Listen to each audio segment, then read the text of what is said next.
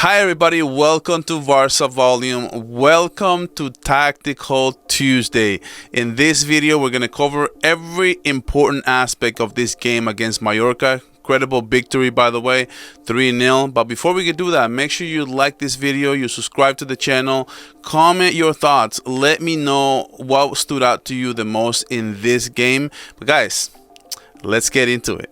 Okay guys, so before we even get started with this analysis, one of the things that I have to tell you that I am so excited, that I'm so happy, is that we finally have a goalkeeper. And from game one, it was exactly what I wanted to see. I wanted JOAN GARCIA to come out with more emphasis. I wanted to come out with just a make good decisions, and that's mainly what I wanted to see. I didn't expect Mallorca to give him any troubles. I didn't think he was going to face many shots. Quite frankly, he felt like a player that was kind of bored and was actually going for every single ball he could have just to get some action. So he's used to. I'm gonna call JOAN GARCIA the construction worker. He's such a grinder. Every 50-50 ball, he was there. Every time he needed to make a play, he was always, leaving the box or staying into the box. And then he draws this foul is because he's fighting 50-50 ball with Moriki, and that's the only reason why he gets this red card. And like I said, look, he's already like so far away from his box. He's probably, he's in the final third outside of his box, and he's beating this player out to this ball. And that's exactly the kind of thing that you wanted to see. I was incredibly shocked by how good JOAN GARCIA was playing the high line, and he is going to help the high line significantly because he was intercepting a lot of balls in this game. And this was just another example. Look, whether that was with his head, whether that was with his legs, but every time, look, this is another important play. This is a 50-50 ball. He goes out, he beats even this player. Like, this is the speed of JOAN GARCIA was another thing that was very telling in this game. So he beats that player right here to the spot, to the ball. So and not only just beating his men to the ball, but also like he's already looking up and seeing what else can we do in transition. One of the things that JOAN GARCIA is so used to is he's so used to playing in counters. He's so used to playing with Espanyol, trying to get the best out of the game, grinding stuff out. And you can see it in this game. As soon as he could, when there was a counter attack, he was already looking up in the final third. And it's one of the things I said in my previous tactical video about JOAN GARCIA when I said Flick's new weapon, because this is literally coming into fruition, Flick's new weapon, because this is a whole new dynamic that we just didn't have last year. And when your goalkeeper can get the ball and already be looking into the final third and make a pass like this, and you create danger, this is extra stuff that we just didn't have last season. No, they make a foul on the play, and what happens? A yellow card, because that was a great attack, and Ferran Torres gets foul on the play. This is, like I said, this is another 50-50 ball into the box, and JOAN GARCIA was able to intercept it. But like I said, look at his eyes. He's already look at his eyes right here. He gets the ball and he's already looking, how can I attack?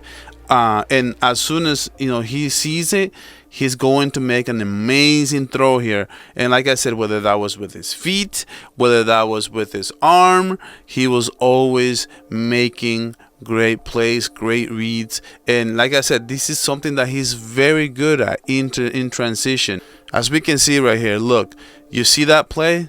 Then Rafinha gets fouled once again, another foul, because he was driving these Mallorca defenders crazy. When a goalkeeper can drive defenders crazy when those transition passes, that was a cannon of an arm, okay? The way he passed that was incredible. He could have done it with his legs, but he chose to do it with his arm because he's got a cannon. All right, so We're back into the game now. We're done with Joan Garcia. I'm done glazing, right? But let me know, were you just impressed as I was with Joan Garcia? Or was it just me who I really thought that he's going to be adding on defensive end and also on the offensive end? That is just going to be a whole new dynamic that Barcelona is going to have this season with Joan Garcia. So when it comes to this play, right, it's time to talk Lamine Yamal, because Lamine Yamal, man, this is a player who he's just a different animal. I mean, in this game he was totally in control, unbelievable, incredible. We can see how Barcelona starts to play on the right side. So when Barcelona and what Mallorca was trying to do, they were really overcrowding the right side of the field. And what they're gonna do is they're going to leave. Fortunately for Barcelona, they're going to leave the whole side of the left basically open. And that's one of the smart things about Lamine Yamal. When he sees double team and when he sees a weak side on the left and a strong side on the right, he's going to find Rafinha, and their chemistry is just off the charts. And this is really what's going to happen here. See, he gets the ball. Look, I want you guys to take a look at the Rafinha here. He's already signaling Lamine Yamal. He's extending his arm. He's letting him know that he's got space on the left. And that signal right there, that is insane. And as soon as he does it, Lamine Yamal already knows it. And look, Rafinha right here, he's already gone. Like, he knows he's gonna be on site. And Lamine, well, for Lamine, you know, he's already, like, he knows where to go with the ball. Like, he knows the far post every single time, and Rafinha's always there into the far post. And then what is he gonna do? Amazing goal right there. So very, very easy. So this is what I was gonna tell you too. Lamine Yamal, it's got a great emphasis. He's gonna be on the right now. And you know, he doesn't play. I'm sorry, he's gonna be on the left. He doesn't play on the left, but he almost makes an amazing play, but he does make a mistake.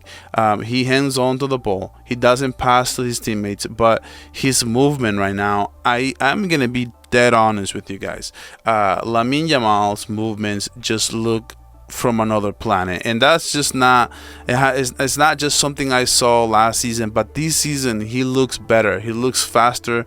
Unfortunately, he loses the ball in this play, and that's the play that I was going to talk to you guys about. So in this play, you see Lamine Yamal right here. He's already complaining to the refs, but in reality, Barcelona players are just standing around, and this is why this play happens, because we're just expecting number 2 here to just be offside, and he's totally onside. And I think we got too complacent. Kubarsi was looking at Lamine Yamal, that he was complaining about getting this ball back, and we almost got this goal scored on. Like I said, if Muriqi would have seen, he didn't see him. I think he just panicked a little bit, but he had him down the left, and he could have given him an easy goal. So again, Lamine Yamal was incredible in this game, and he was just a force. And he was drying a lot of players around him. So that's one of the great things about having a player like this, is that everybody is going to overload the right side, leaving a lot of space on the left. And this is one of the plays where Lamine Yamal, you can see him, like I said, he looks faster, he looks stronger, and he was taking a lot of shots. So this is going to be the play where everyone is talking about, right? So initially on my stream, I said that this play, because in this play should have been stopped, because there's about 8 seconds between the player going to the ground and Ferran Torres scoring. Now my issue, now that I saw a video with a different angle. It was someone in the stadium around this area right here. They were recording and they showed a video where the defender, who is about to fall to the ground, he's actually going at the ball with his forehead. So I believe that he was totally faking it, because even after the play was over, the medical department never even showed up. Like, he just got up like nothing ever happened. So how can you be so bad to just fall to the ground, but then you don't want to get up? So my only problem, if you think that this should have been a foul or the play should have been stopped, are we setting up a bad precedent that now every time players feel a contact and they just fall to the ground, even if it's just the ball, and if it's this is a football play, when you're trying to header the ball, that's a football play. So when you header it and you don't do it right, can defenders just fall to the ground from now on and just say, okay, I'm injured, the play needs to stop? So this is why the referee didn't want to blow that whistle. And at the end of the day, I think it was actually the right call, because the defender is going at the ball and there's no head-to-head injury, there's no head-to-head contact or collision. He's literally just by himself. Nobody was even close to him. The play goes on, but like I said, look, Lamine Yamal, he's going to use his body. This is why I love me some Lamine Yamal. He was a force, man. He, like I said, on this play in particular, he was attacking. He was very, very active throughout the whole first half. And like I said, right here, he's bodying up this defender. He gets the 50-50 ball. He doesn't control it very well, but Ferran Torres is right there to get the ball. And one thing that Ferran Torres is try to pass Lamine Yamal. He doesn't get the pass right, but then he gets the ball back, and guess what? All right, let's watch the play one more time. Standing around on this play, assuming the referee was going to blow the whistle, and he just didn't. All right, so moving on. This is a play where Lamine Yamal, like I said, once again, getting the ball back from all the way to the midfield area, and he's just going to drive. He's going to be a force. He's going to be more direct this season, and I'm here for it. I love it, man. Honestly, I thought it was incredible. Like, look how he's picking up the ball. He's going to drive into space, dribble two players, three players right here, double team, does not matter. But what Lamine Yamal is doing is, there's three players around him, and this player right here is about to make a big mistake because he forgets he has a yellow. He makes the foul, and that was a very unnecessary foul because Lamine have gone past you. You cannot do that. That's a very clear yellow. And what happens now is the player gets a red. And Lamine Yamal draws the first goal with an assist, the second goal with that play that I was showing you guys with Ferran Torres, and now he gets another red and also gets the goal in the end. So it was a crazy game for sure. So like I said, this is going to be another 50-50 ball. And guess what, ladies and gentlemen? Our construction worker, our foreman, look, he's just there every single time. If he can fight for this ball, he will. And I know I showed you guys that play in the beginning of the video, but just to give you an example of just kind of the way that we have, just the way he gets out of the box, it's just, to me, it's insane. Like, if he leaves the box, he's making the right decision, and he is 100% committed to get there. And that's always something that you want, somebody who wants to put his body on the line if he has to. And he gets the second red. Unfortunately, that's a clear red. Muriqi makes the big mistake, and then he gets sent out. Before you know it, then they have 9 players, and it changed the whole dynamic of the game. Like I said, Lamine Yamal was very active in this game, and as we can see here, one thing that I wanted to see is I was very disappointed with Fermin Lopez. Dani Olmo, I thought it looked better than Fermin in this game. He was just more active, and at least he was trying to make something happen on the field. This is something that he almost scored on this play. He just doesn't get a good header, but he almost scored on 2 plays. This was one of them. The goalkeeper actually makes a really good save, and I thought there was another chance where he actually hit the woodwork. Like I said, we were so close to scoring, but we just didn't have the goals to show for it. Like, this is another chance where, Ferran Torres, actually, I think he had a very underrated game. The one thing that he does very well is that he can associate, whether that's passing to one side of the field or passing to another side of the field. And this is going to be a Rafinha link-up play where Rafinha almost scores. It was very, very, very close. Again, one thing I have to say, though, Gavi, in the second half when he comes in, Gavi is knocking on the door for Hansi Flick to start him. He's playing extremely well. And look, as soon as he came in, look, he's very direct. He sees this play, and he sees right here that we have Rafinha.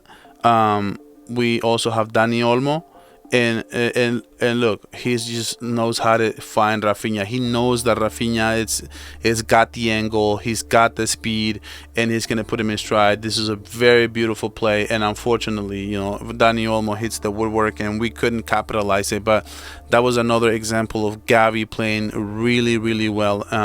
Once again, he was the best player in the preseason, playing extremely well once again. And look, this was Eric playing instead of Kunde. Eric has another good game. He's a very good player, man. He can play as a CB, he can play on the pivot, and he can play as a right back. It's just incredible how the link-up play with him. And then Rafinha, one thing I haven't mentioned is that when Ferran Torres left, we had Rashford on the left. And now that means we get to see Rafinha as a number 9. Rafinha was a number 9 in this game for about 25 minutes, and I thought he played very good. You can see that he's not a number 9, but he did okay. He almost scored 2 or 3 goals in this second half, and unfortunately it didn't happen. One thing I do have to say, though, now that I'm highlighting Rashford, is that something was very apparent to me. In La Liga, with low block teams, is going to be a nightmare for Marcus Rashford, because he's a player who likes to play in space. He likes to create one-on-one situations. You need to create one-on-one situations for Rashford for him to be able to thrive into this offense. When you face low block teams like this, that 2 men down is going to be extremely uncomfortable, and it totally showed in this game when it comes to Marcus Rashford. Just something I wanted to say right off the bat. But this was a great chance, and Rafinha almost gets the score. I think he could have been a little bit more passive in this game, in this play, because I thought that as we can see, let me rewind it real quick. As we can see, like, he probably had Gavi here down. Actually, it was Olmo, and we can see, like, Rafinha. If you don't have the space to take a good or a better shot, how about just passing it back to Dani Olmo, who was incredible? He has incredible ability to put this ball behind the net. So I would just encourage Rafinha in the future to just look, if the shot is not there, just look to pass it diagonally. And a lot of players just miss this type of diagonals. And Olmo could have taken a shot, or if this player, for example, if this player right here goes to defend Dani Olmo and close up the gap, guess what? Now we have Rashford by himself one-on-one. So these are the things that would happen if you don't take every shot that you have available to you. Again, this is one of the few plays where Rashford, it just feels like we weren't getting him the ball. The few times that he actually did something was actually just him trying to create it by himself, and there's a few instances, maybe 3 or 4 times, and I know it's going to take time to play more cohesive, but Marcus Rashford was not getting the ball in this game, and I can see Hansi Flick needs to talk to his teammates. He needs to talk to his players and just make sure that we are playing a little bit more with Rashford, especially if he's coming off the bench. So we got to give him some reps so he can get used to the team. And like I said, he does make the right play here, and he could have taken a shot, like a desperate shot, but he decides to just play it back to Lamine Yamal, man, he has so many he took so many shots that he just wants. You can see that in Lamine Yamal, he wants to score more goals this season. He wants to go out this season with more emphasis and just trying to be more aggressive. I like how aggressive Lamine Yamal. Sometimes when you are the best player in the world, or you want to be the best, you have to be. Sometimes you just have to have that ego and just have to. I know some people were frustrated because he wasn't letting the ball go a few times there in the first half. But look, this season, get used to it, because Lamine Yamal is going to be more individualistic this season because he wants to get more stats, he wants to get more goals, and if you want to get more goals, he's gonna have to take more shots. We just have to live with it. And look, last season nobody was taking many shots, and I was banging my table for more players to take shots from outside the box. So I'm never gonna complain about Lamine Yamal taking shots. And in this play, he was incredible. Like Gavi, see association here with the number 10 Dani Olmo, and then Gavi is just going to make the easy pass here, and Lamine Yamal, like right now, he has no marks on him. He's basically going to get this ball in Leo Messi style, right, all the way down the left, cuts inside and creates all the spacing, and quite frankly, I mean, he puts it beautifully. And the type of, this is gonna be Lamine Yamal's shot from now on. Like I can just see it. Like it's just it's gonna be insane. And I love it, man. Like I love this is an incredible banger, last play of the game, and Lamine Yamal scores an amazing goal. If he perfects this shot, it's gonna be literally unstoppable. This is one of the reasons why Messi was so unstoppable, was because everyone knew what he was going to do, and he still did it anyway, and he still scored goals. Because if you perfect your shot, you know, there's there's nothing you can do to stop it. Nobody can do anything to stop it. So I'm just hopeful in this game. There were so many good things that I saw, even though the game in the second half, we seemed to just like we were just a little bit slow. Even Pedri, who's always playing really great, and he did have a good game, but even Pedri was actually really slow in the second half. He didn't have that kind of emphasis that you would expect from him, and they would be the first to tell you that they didn't play great in the second half. Even Hansi Flick said it after the game. That is just a fact. So, but guys, let me know how you feel about everything that was talked about in this video. Let me know down in the comments. I love to read you all, and guys, I'll catch you guys on the next video.